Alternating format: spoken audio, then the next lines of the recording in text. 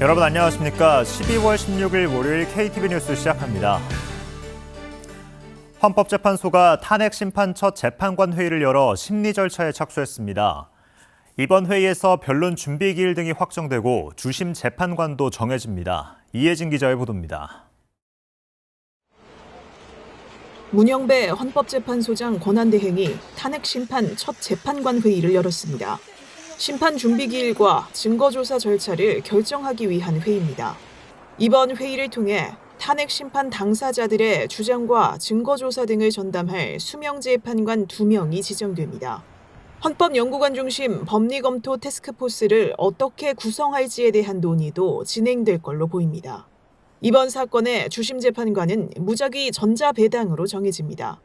주심은 원칙적으로 비공개지만 노무현 전 대통령, 박근혜 전 대통령 탄핵 심판 당시에는 사안의 중요성을 감안해 공개됐습니다. 헌재는 윤석열 대통령에게 탄핵 심판 청구서 등본을 보내 사건이 접수됐음을 통지하고 답변서 제출도 요청합니다. 이렇게 헌재가 심판 준비를 마치면 탄핵 심판 공개 변론이 본격적으로 시작됩니다.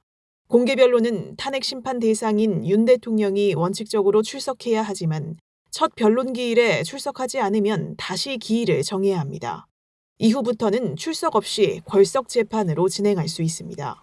주심 재판관이 사건 검토 내용을 발표하고 다른 재판관들이 각자 의견을 내어 토론하는 평의 일정은 비공개로 진행됩니다. 헌재는 탄핵 심판을 가능하면 신속히 진행할 계획입니다. 문영배 헌법재판소장 권한대행은 앞서 탄핵소추 의결서가 접수된 후 신속하고 공정한 재판을 하겠다는 입장을 밝힌 바 있습니다. KTV 이혜진입니다. 최상목 경제부 총리가 일명 F4 회의를 수집해 금융 외환시장 동향을 점검했습니다.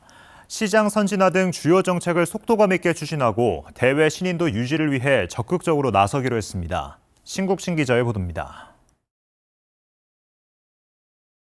경제금융수장 최상목 경제부총리와 이창용 한국은행 총재, 김병환 금융위원장 등이 한자리에 모였습니다. 지난 14일 탄핵 소추안 가결 후 우리 금융과 외환시장 영향을 점검하고 대응 방안을 논의하기 위해서입니다. 참석자들은 지난주 주식시장이 그간의 낙폭을 대부분 되돌렸다고 평가했습니다. 정부와 한국은행이 적극적으로 추진한 시장 안정 조치와 기관 투자자 매수세 지속 등이 회복을 이끌었고 국고채 금리도 안정된 수준을 유지하고 있다고 설명했습니다. 상황 초기 변동성이 확대됐던 외환시장도 점차 변동폭을 줄여 정상 수준을 유지할 것이라고 전망했습니다. 하지만 참석자들은 여전한 대외 불확실성을 우려하고 대응 방안을 유지하기로 했습니다. 우선 최근 정치 상황과 미국 신정부 출범에 따른 국내외 대외 불확실성이 여전히 크다고 평가했습니다.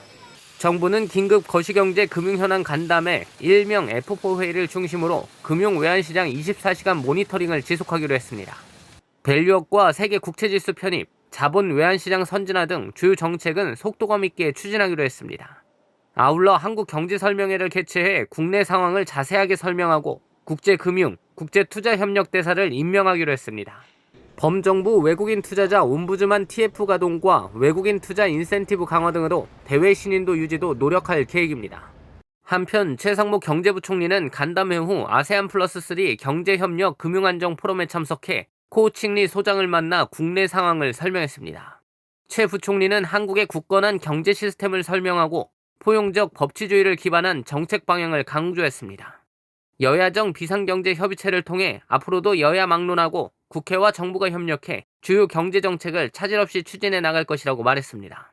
리 소장은 한국 정부의 신속한 금융시장 안정화 조치를 높이 평가하고 한국 경제의 회복력에 대한 암로의 신뢰가 더욱 강화됐다고 강조했습니다. KTV 신국진입니다. KTV 뉴스를 마칩니다. 저희는 내일도 국정 소식을 한 걸음 더 빠르게 전해드리겠습니다. 함께해 주신 여러분 고맙습니다.